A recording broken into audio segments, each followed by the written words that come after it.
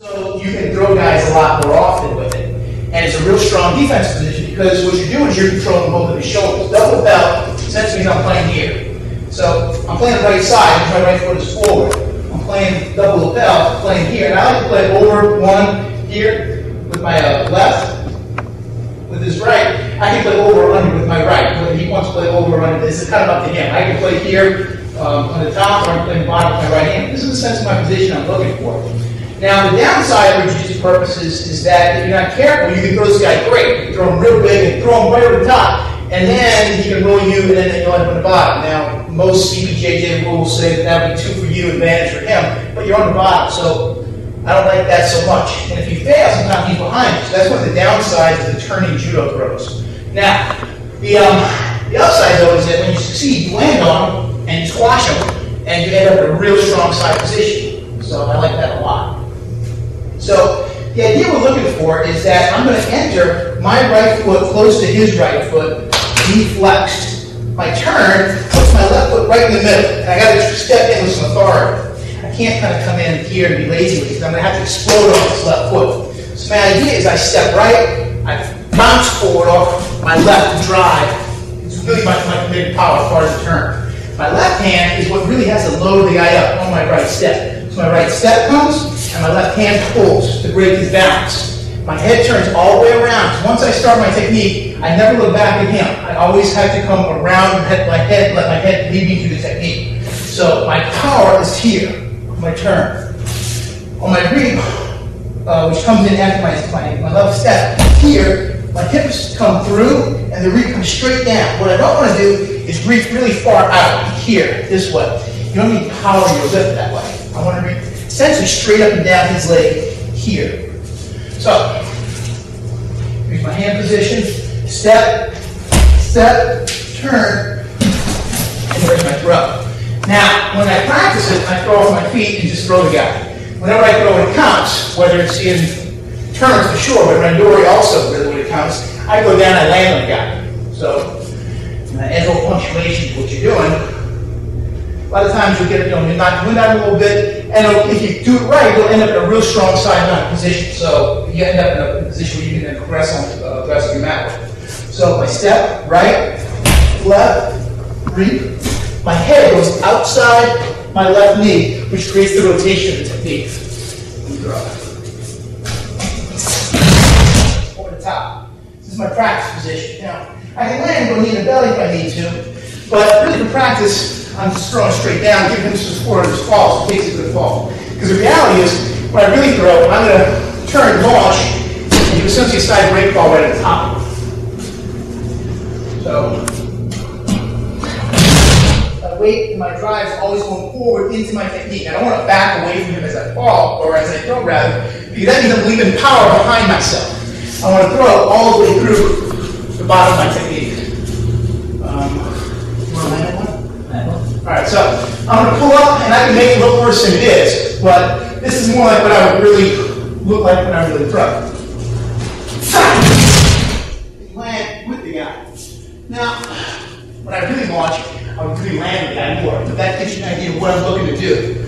I'll look all the way to the ground and land on him. So the key elements you're looking for are right foot, left hand, turn the power off the left foot, which drives me up into my turn, my head always leading me through my technique, reaping and following and finishing through the rotation of the technique. Alright, keep this right grip and let it come across this way. 2 reasons. One, it's really bad for my elbow and my shoulder. It really doesn't put me in a very safe position, putting an awful lot of weight in a bad position for me physically in terms of my elbow and shoulder. Secondly, I don't have a lot of power driving something up behind myself this way.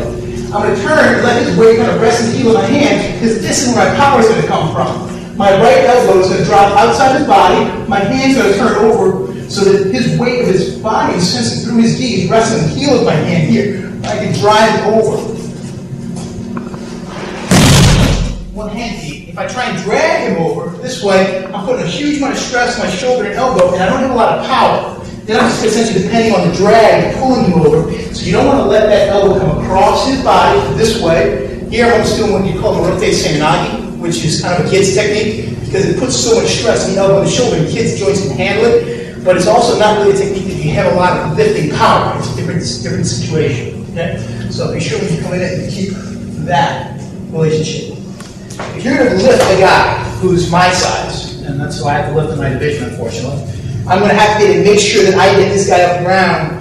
To do it, I can't use my arms and my hands. I can break his balance with my arms and my hands. But to get him up in the air, I've got to use the big muscle groups. I've got to use my quads. I've got to use my hips and my back. So to lift him with, let's say even Ronnie, who's obviously a lot smaller than me, if I had my left foot out in front of me here, and I try and lift him and throw him this way, it's not even going to work. Because now when I'm lifting, he's going to be stuck and dragging me backwards. So to lift a guy and throw him forward, I've got to get underneath him. So that left foot has got to get deep as I can get and plant it. And that's why I got to make sure I have a good bent knee and power off that left foot. So when I step to drive up off that left foot is where my power is going to come from. Hold on a second.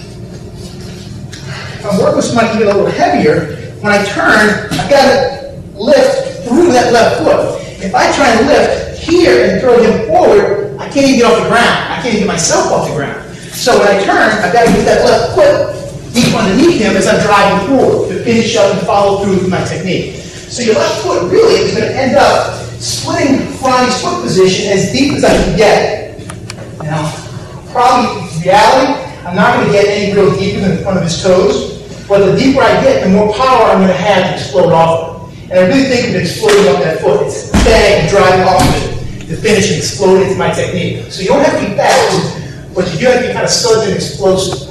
So you don't have to be real quick. You can get away with it. It always helps. But what I want to do is I want to make sure I have a lot of power driving up through my technique. Right? So when you step in, get that left foot deep, knee bent, and power off. Okay? You're going to end up reaching early. You're going to actually throw yourself off balance. You're not going to have any lift with your hips.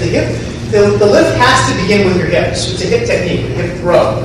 The reap is really what finishes the rotation of the technique. We're talking a little bit about two-footed hip throws. Really, they have a real ceiling to how good the player can be that you're going to throw with usually.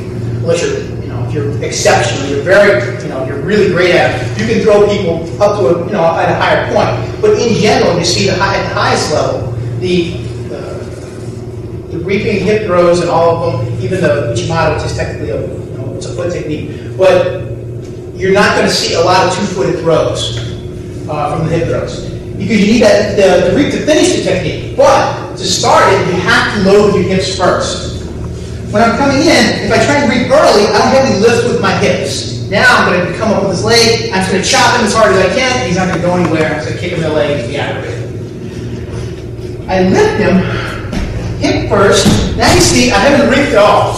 I haven't used any leg reap at all yet, but he's coming off the ground. My hips are doing the work. But explosion off my left leg, up through my hips, up through his hips, is what's doing the lifting part. The reap just finishes the technique. If I came in on 2 feet and lifted around here, he would get stuck. If I come over, maybe I wouldn't.